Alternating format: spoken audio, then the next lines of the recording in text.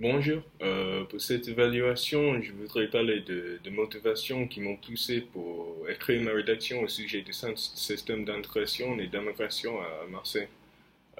J'ai toujours été intéressé par l'histoire de la colonisation et la décolonisation française pendant le XXe siècle.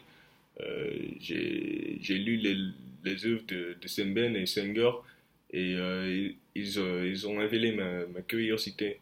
Donc, j'ai voulu en apprendre plus au sujet de ce qui est vraiment au cœur de la société française, surtout en ce moment, avec les bavures policières, les attentats terroristes et aussi la crise réfugiée.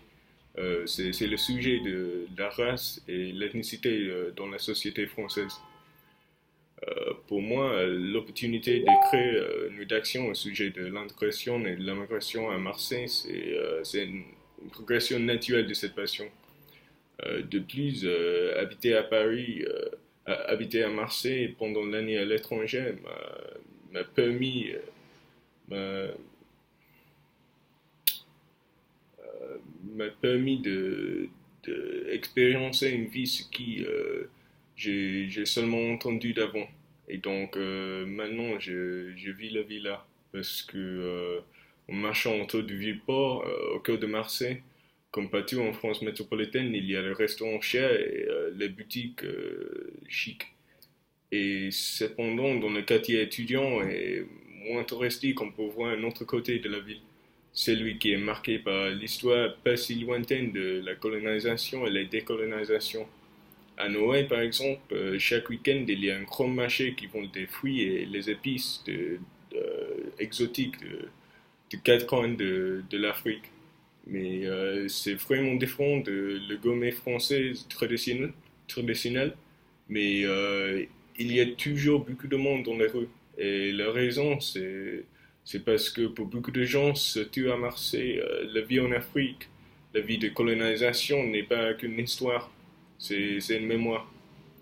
Et donc, oui, et aussi en marchant à Noël, et par Notre-Dame-du-Mont vers Castellan, les magasins qui vendent les cafetières, les vêtements du Sénégal traditionnel, de couleurs vives sont battus.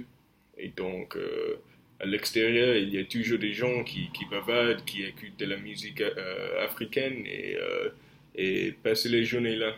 Et ils sont vraiment gentils et ils parlent beaucoup de l'histoire de l'Afrique.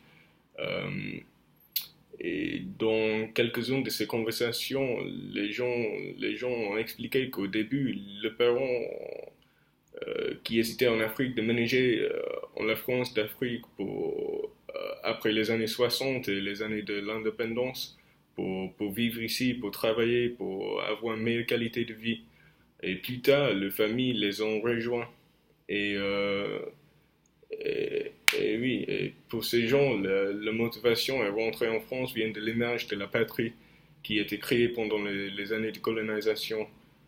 Depuis, l'opportunité d'habiter, vivre en France offre la possibilité de gagner plus d'argent et même d'avoir une meilleure qualité de vie, comme j'ai dit.